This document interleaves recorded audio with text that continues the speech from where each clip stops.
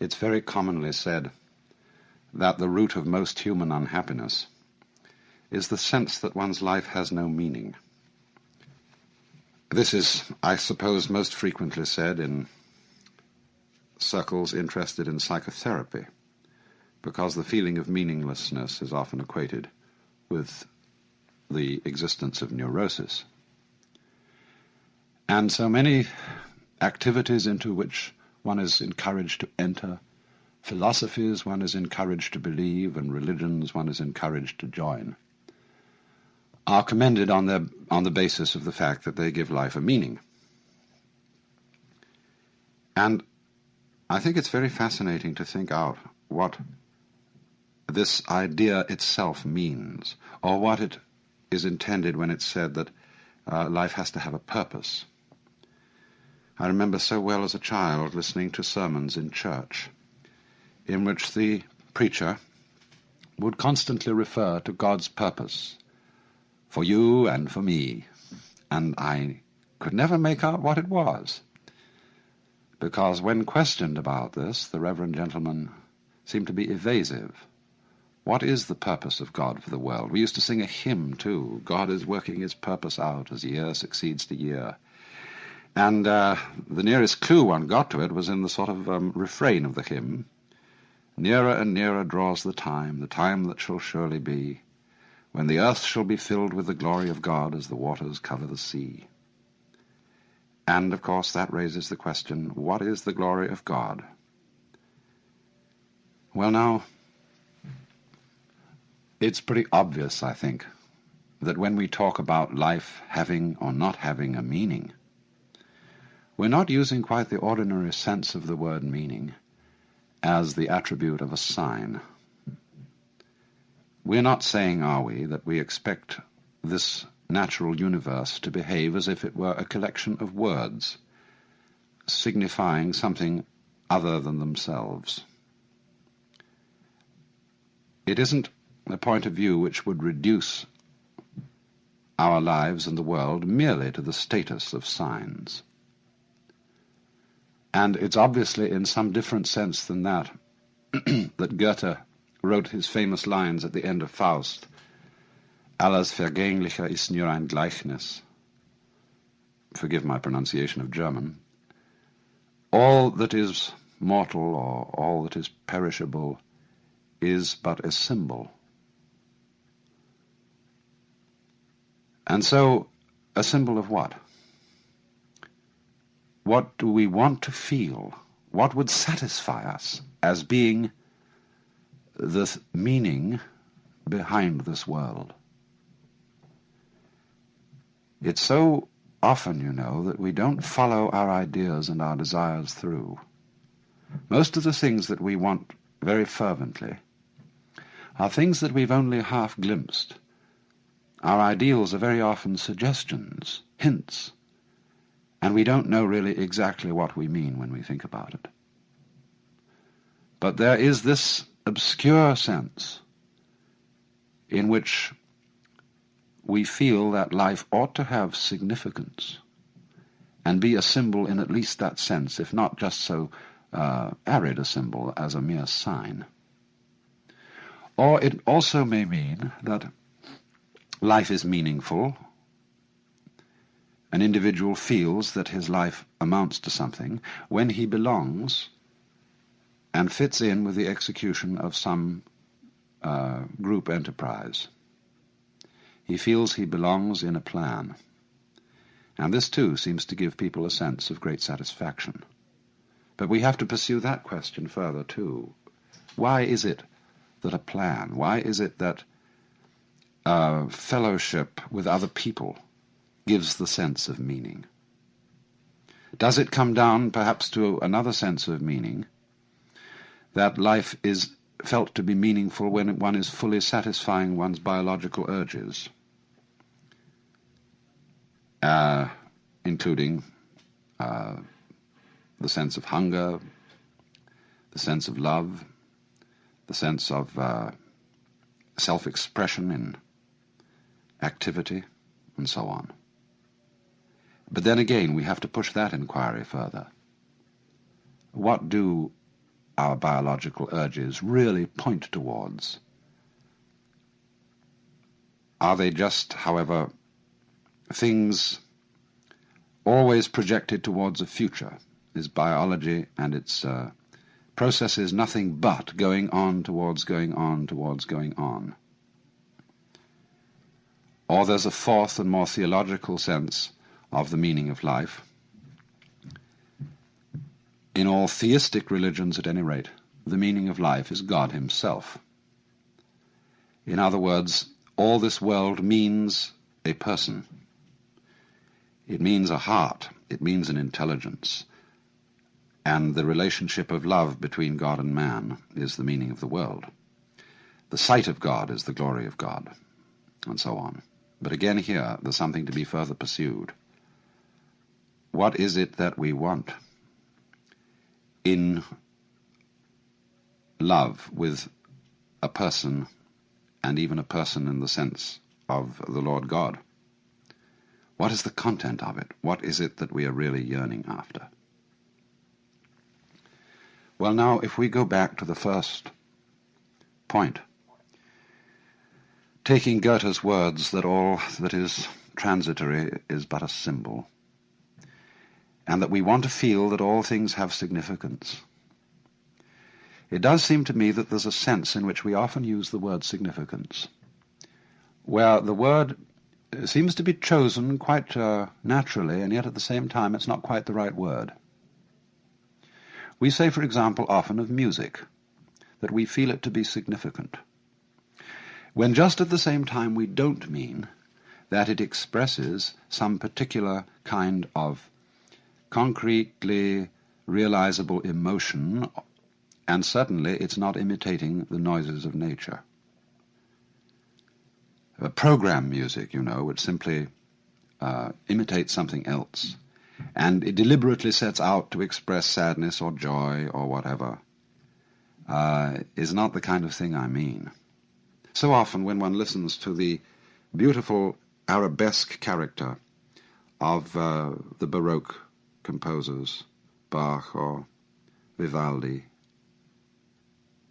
it is felt to be significant, not because it means something other than itself, but because it is so satisfying as it is.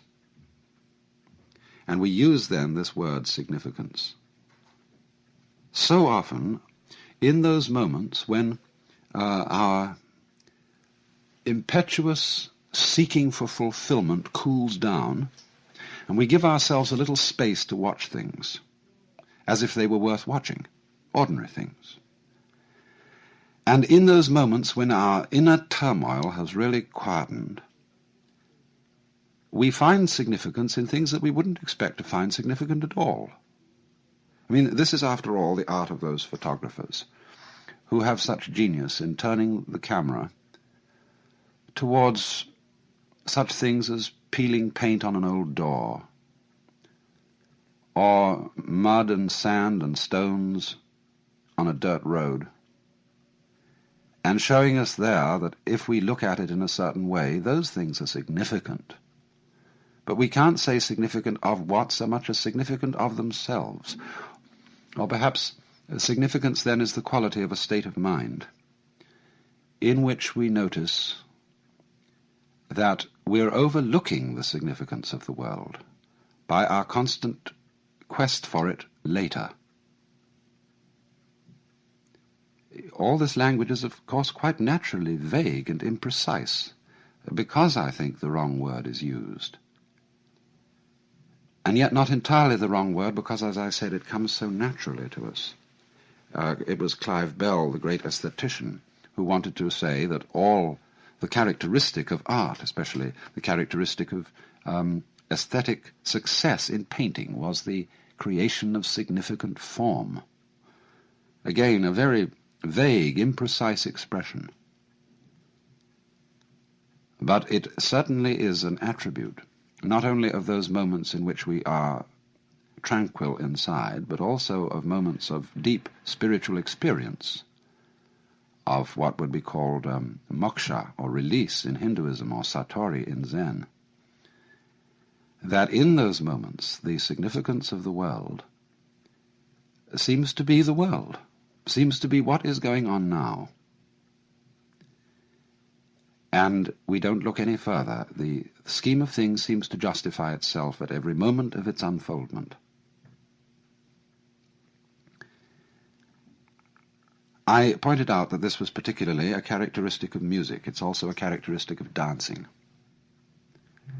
And in the sensation of belonging with one's fellow men, in the carrying out of some significant pattern of life, which I mentioned as a second sense of the world being meaningful, again, the character of this feeling is, again, something that is fulfilled in itself.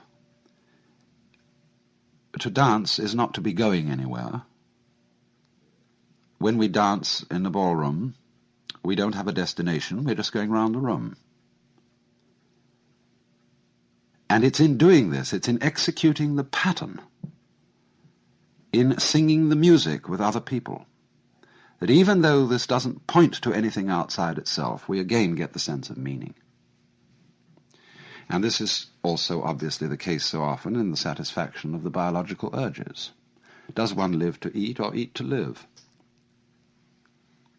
I'm not at all sure about this. I'm sure I very often live to eat, because sitting around a table with people, I don't like eating alone, and enjoying food is absolutely delightful. And we're not thinking when we do this, at least certainly I'm not, that we have to eat because it's good for us, and that we've got to throw something down the hatch, as Henry Miller said, and swallow a dozen vitamins, just because our system needs nourishment. I remember quite recently there was an article in the Consumer Reports about bread, and there had been some correspondence and protests saying that the bread one bought, white bread one buys in the stores, is perfectly inedible and lacking in nutrition, and that it was much better to eat peasant-type breads, rough, pumpernickel and things of that kind. And the experts replied that our white bread is perfectly full of good nutrients, and there's nothing really the matter with it at all. Well, I felt like saying, it isn't a matter perhaps of the bread being deficient in the essential vitamins. Bread isn't medicine, it's food, and one's complaint against it is that it's bad cookery. It tastes of nothing. And we do tend, don't we, to look upon food so often for what it will do for us rather than the delight of eating it. But if the satisfaction of biological urges is to mean anything, surely the point of these urges is not the fatuous one of mere survival, of, we might say, the point of the individual is simply that he contributes to the welfare of the race. And the point of the race is that it reproduces itself, to reproduce itself, to reproduce itself, and keep going. Now that isn't really a point at all. That's just fatuous. Surely the race keeps going because going is great, because it's fun. And if it isn't, and never will be, then there's no point, obviously, in going. I mean, looking at it from the most hedonistic standpoint. But then when we come to the question, what is fun? What is the joy of it? Again, we come down to something that can't very well be explained in the ordinary language of meaning, of leading to something else. And this, I think, becomes preeminently true if we think of it in theological language, that the meaning of life is God. In any of the theistic religions, what is God doing? What is the meaning of God? Why does he create the universe? What is the content of the love of God for his creation? Well, there's the frank answer of the Hindus that the Godhead manifests the world because of lila, which is the Sanskrit word for play. And this is likewise said in the Hebrew scriptures, or the Christian Old Testament, in the book of Proverbs, where there is a marvelous speech by the divine wisdom, Sophia, which, in describing the function of the divine wisdom in the creation of the world, in other words, is a manifestation of the wisdom of God, wisdom uses the phrase that in producing men and animals and all the creatures of the earth, wisdom is playing. And it was the delight of wisdom to play before the presence of God. And when it is likewise said in the scriptures that the Lord God created the world for his pleasure, this again means, in a sense, for play. And certainly this seems to be what the angels in heaven are doing according to the traditional symbolic descriptions of heaven. They are ringed around the presence of the Almighty, calling out, Alleluia, Alleluia, Alleluia, through all eternity. Well, Alleluia may have meant something originally, but as it's used now, it doesn't mean anything except, in our own slang, whoopee. It's an exclamation of nonsensical delight. And it was Dante in the Paradiso who described the song of the angels as the laughter of the universe. And this sense of nonsense as the theme of the divine activity comes out also very strongly in the book of Job. I always think that the book of Job is the most profound book in the whole Bible, Old Testament and New Testament. Because here is the problem of the righteous man, who has suffered. And all his friends try to rationalize it and say, well, you must have suffered because you really had a secret sin after all and deserve the punishment of God, or because rationalize it somehow. And when they've had their say, the Lord God appears on the scene and says, who is this that darkeneth counsel with words without knowledge? And then proceeds to ask Job and his friends a series of absolutely unanswerable conundrums, pointing out all the apparent irrationality and nonsense of his creation. Why, for example, he said, do I send rain upon the desert where no man is? Most commentators on the book of Job end with the remark that, well, this poses the problem of suffering and the problem of evil, but doesn't really answer it. And yet in the end himself, Job seems to be satisfied. He somehow surrenders to the apparent unreasonableness of the Lord God. And this is not, I think, because Job is beaten down and that he's unduly impressed with the royal, monarchical, and paternalistic authority of the deity and doesn't dare to answer back. He realizes that somehow these very questions are the answer. I think of all the commentators on the book of Job, the person who came closest to this point was old G.K. Chesterton. He once made the glorious remark that it is one thing to look with amazement at a gorgon or a griffin, a creature who doesn't exist, but quite another thing to look at a hippopotamus, a creature who does exist and looks as if he doesn't. In other words, that all this strange world, with its weird forms, like hippopotami, and when you look at them from a certain point of view, stones and trees and water and clouds and stars, when you look at them from a certain point of view and don't take them for granted, they're as weird as any hippopotamus, or any imagination of fabulous beasts of gorgons and griffins and things like that. They are just plain improbable. And it is in this sense, I think, that they are the Alleluia as it were, the nonsense song. Why do we love nonsense? Why do we love Lewis Carroll with his "'Twas brillig and the slithy toves did gyre and gimble in the wabe, all mimsy were the borogroves and the mumraths outgrabe"? Why is it that all those old English songs are full of "Fal-de-riddle Ido" and "Hey nonny nonny" and all those babbling choruses? Why is it that when we get hep with jazz, we just go booty booty boopty boo and so on and enjoy ourselves swinging it? It is this participation in the essential, glorious nonsense that is at the heart of the world, that isn't going anywhere, that is a dance. But it seems that only in moments of unusual insight and illumination that we get the point of this, and find that thus the true meaning of life is no meaning, that its purpose is no purpose, and that its sense is nonsense.